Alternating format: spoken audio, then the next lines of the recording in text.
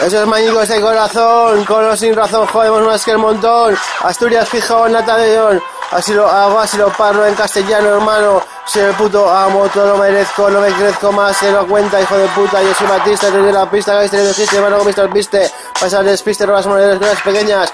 Ten cuidadín, chavalote, estás con el jefe de la mafia. El mayor no es gordo de traficante, si lo quiere el presidente. Tiro para adelante, guante blanco. Yo no soy fotalco, sino buena coca. Y ya no lo hago porque me colorda. Así que dejo la droga por el micro y así me va. He dejado la droga por el micro y así me va. Que soy por las nubes, a las chicas cuando me ven se les queda va. Así voy, va. Desde los 13, pasando porros, mientras tú coleccionas cromos, chicha grife muy adquisibles, de 200 en 200 gramos, así lo hacemos porque lo valemos, por el cielo casi, lo hago así, soy en sí de frenesí, tú me quito el corsé y luego tu cuerpo consumo, más misterioso que el humo, así lo hago porque lo asumo. Y que no se te olvide que mi polla en la boca de tu novia se vuelve loca y tu abuela sin censura me la pone dura, que sabrosura no dejo ni propina porque la mi puta disfruta.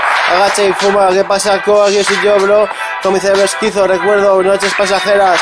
¿Qué pasa, co? Aquí estás, enteras, hijo de puta, pedrasta, pedófilo.